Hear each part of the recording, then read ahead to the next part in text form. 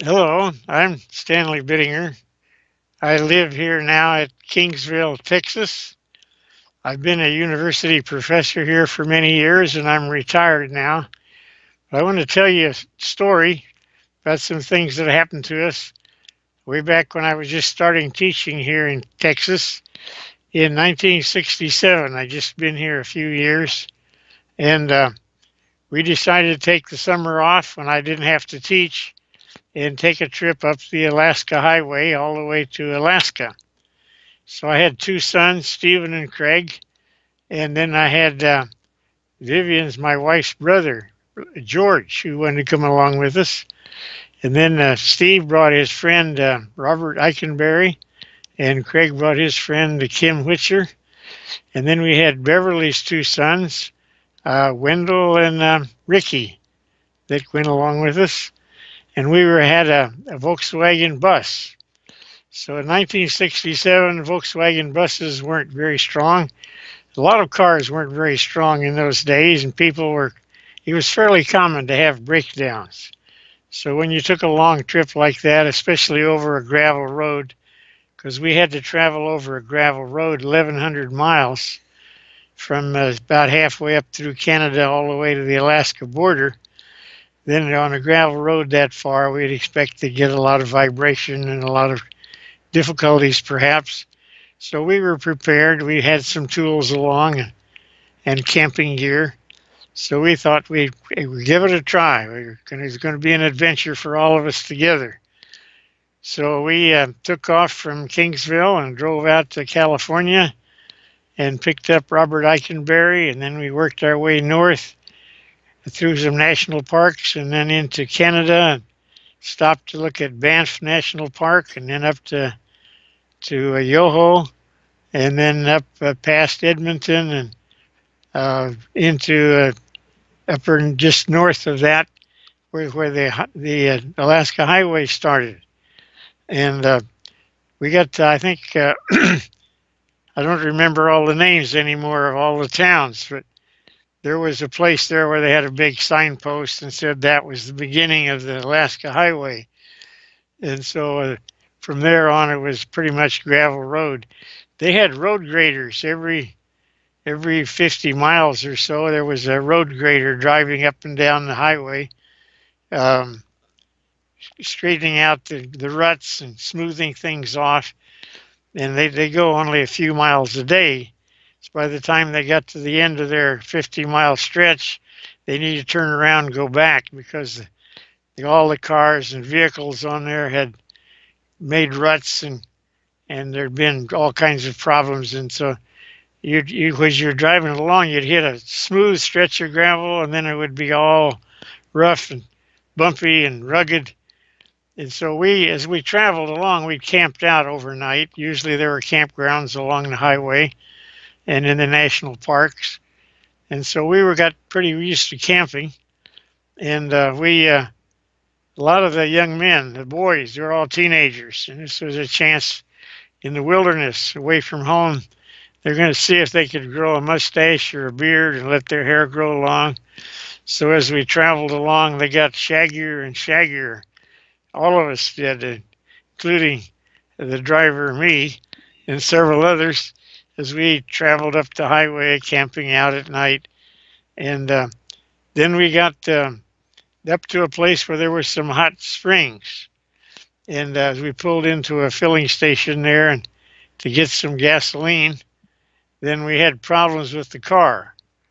And the hot springs were a several miles hike off through the woods to one distance, and it was about the only sign of civilization around was that one set of buildings there that were selling gasoline, and we couldn't get the car to run right.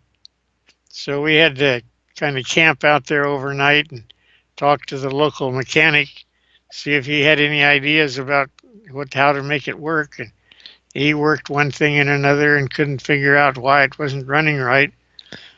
And so we had to figure out what are we going to do. Here we are, 500 miles from the big city to the south, and another 500 miles from the big city to the north. and how are we going to do it? Then we hit on the idea, the mechanic anyway suggested it to us, that he had an old pickup truck there. He'd sell that to us, and we'd connect a tow bar to it or a chain, and pull the Volkswagen bus with all our stuff and everybody all the way to the next town where we might find some help and get it fixed. So I shelled out a couple $100 and bought this beat up old truck, put some gas in it, and it seemed to run pretty good. So in the morning we put some gas in it and drove on about for 30, 40 miles to the town of Watson Lake. And there I discovered that the pickup truck had a hole in the tank and was leaking gas as we drove along. So I started out with a full tank, and I was lucky to make it into Watson Lake with what little bit of gas we had left in it. And so I talked to the local mechanic there, and he said he could weld it. We'd have to take the tank out of the pickup truck. So he was busy, and I climbed under the truck and with pliers and wrench and various things, and we got the tank loosened up and dropped down. And then he filled it full of water and proceeded to weld it. He didn't want to weld it with the empty; it would explode or catch fire. And so we got it welded so it wouldn't leak. And he didn't know anybody could fix our Volkswagen. Said I'd have to keep on going till we got to Whitehorse, which is several hundred miles further on. So we packed everything up and got the chain hooked onto it, and I was driving the pickup, and we had some of the guys riding in the pickup with me and some in the back of the pickup, and then Stephen and Craig got in the Volkswagen and were sleeping back there. And so we were driving along this road, and we got drizzled on a little bit, and the road was kind of slippery and wet, and we were driving along, and the road was narrow, and when we'd have to pass a truck or a car, we'd have to get way over to one side. And I'd slow down and drive slow, and because I didn't want to slide off. The road was built up, and there was a ditch down on both sides, and I didn't want to slide down in the ditch with the truck or the Volkswagen. I was pulling the Volkswagen. And then a great big old logging truck came by. I had to get over pretty far, and then one of the wheels of the Volkswagen bus started slipping sideways, and I could see it about the rear view mirror. The guys in the back were yelling, "It's starting to slide." So I stopped, but it already started to go, and the Volkswagen slid down a ways into the ditch. And I was worried about Steve and Craig back in there. And then they hit a big rock on the side of the road, and the Volkswagen started to tip over. And I thought, oh no, goodness, what's going to happen to the guys inside? And so the thing just kind of laid down sideways. And so I jumped out of the car. The car was already stopped. I just jumped out and ran back there and opened the back door gate on the Volkswagen. And Steve and Craig were in there, and I'd let Steve tell his part of it. He remembers it. He's online with me right now. Steve, you tell him what it was like for you. Yeah, well, I had been asleep, like you said, with Craig, and we had our heads toward the middle of the highway. So when the car tipped over, it just sort of stood us up. And of course, we were asleep. We didn't know what was going on. And it suddenly the car just tipped over. But you weren't really moving. It only tipped over after it came to a stop. It sort of slid along and hit this rock and then just tipped over and laid down. So it wasn't a high speed crash. And everything inside was kind of jumbled up. Lots of boxes of food and everything that we had in the space between the front seat and the middle seat. The two back seats were facing each other, and everything went everywhere. Some bottle of jam or tomato sauce or something broke, and there was this big mess, and we were joking about it. It looked like blood everywhere, and we just climbed out the back. It wasn't a big drama. Craig and I were not at all injured, and we were out of the vehicle within seconds after it turning over. So we weren't too worried. We didn't have time to get worried about it. Um, so a couple of other things I would add, Dad, and I don't know, maybe my memory is different than yours.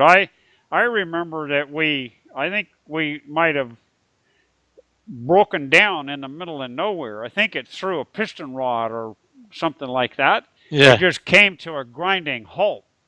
And we were out in the middle of nowhere, and we got somebody to tow us into that little service station you were telling about. Okay. Do you remember anything about That's that? right. Yeah, you're right. I had forgotten that part. We were driving along, and it just quit in the middle of absolute nowhere. And somehow we got lucky enough. Somebody towed us in, and then it was raining overnight, so we all had to sleep sitting up inside the Volkswagen until the next morning when you bought that old pickup. And then in order to tow it, the guy recommended that he would weld a kind of triangular piece on the front bumper of the Volkswagen, and it had a tow hitch on the end of this triangular piece, so that made it more stable. But the Volkswagen was right directly behind, and it's much easier to tow it that way. And when you run around curves, it would follow right away. Yeah, it was quite an adventure. You go ahead and continue with your part of the story, Dad. Well, we had the next problem we had to face was getting the Volkswagen standing back up. We got all the guys out, and we tried to lift it, and it was too heavy. And then these big logging trucks came by with a whole bunch of guys on it, and we got to thinking of ways we could get the wagon set back up. And then they had a great big log chain, so they hooked it around on the other side of the Volkswagen. And then they towed it with their great big truck, and they pulled it right back up straightened it up, and then we pulled it up out of the ditch and got it back on the road. And it seemed like the truck was still running, so we got ourselves squared away and kept on going, and we eventually got to the town of Whitehorse.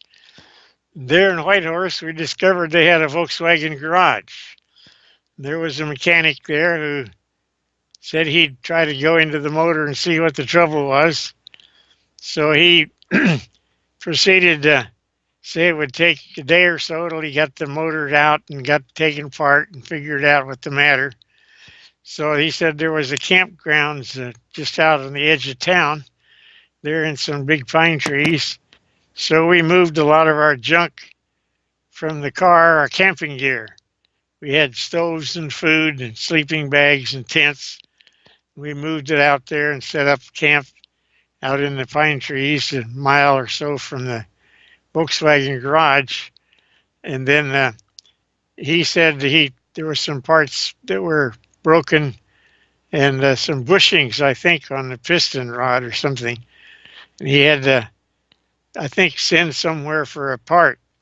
It would take a day or so to call in, and then they'd put it on a truck and get it out there to Whitehorse, and then he'd put it in.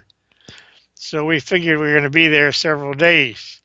So we got to walking and hiking around and looking at everything we could look at in Whitehorse.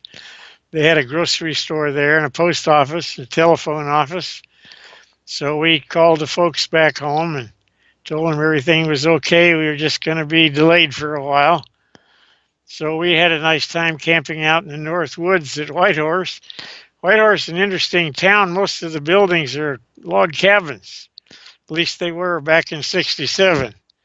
And so it was interesting to be in this town of log cabins and museums and grocery store and everything. And so we killed a lot of time. I spent a lot of time with the mechanic, watching what he was doing, learning what he was doing. he was interested after a while in the pickup truck that I had, and he offered to buy it from me. So I sold him the pickup truck for about what I paid for it. And once he got the Volkswagen patched back together, why, we were ready to go. Meanwhile, the boys that were there going in every which direction had an interesting time. I don't know everything you guys did. You remember any interesting things you did, Steve, and while you were in Whitehorse? My memory is pretty dim of that. Yeah, It wasn't a very big town in those days. that's I don't think there was heaps to do, and we got to know it pretty well because I think we were there 4 or 5 days at least, yes. sitting, camping out, and we'd go down to the river or just wander around town, and it was pretty boring basically. We got to know the mechanic quite well, and then we left Whitehorse and drove on. Finally, we got to the Alaska border, and we drove across the border, and here was paved road. And I think we felt like getting out and kissing the road about that time. And then we had to go through customs and show we were American citizens and whatever. And then we drove on over and went to Fairbanks, and there was some kind of centennial they were celebrating up there. And we enjoyed all the programs and exhibits and everything they had there. And then we drove around to Mount Whitney and took Mount Whitney, I think. No, it's Mount McKinley. Yeah. Yeah, that's Mount McKinley, Denali. And then we were in Anchorage, and finally drove back around and drove back down the road and stopped in Whitehorse and said hi to the mechanic. And then all the way back down to the U.S., all the way back to California to take Robert Eikenberry home. So we had quite a little adventure, but it was interesting for us all to learn that when you get a breakdown, you just kind of make do with whatever happens to come along and figure out some way to get it resolved. And that didn't turn out to be such a terrible thing after all. It was an interesting experience to camp out several more days in the North Woods. So that's our little story of our trip to Alaska back in 1967.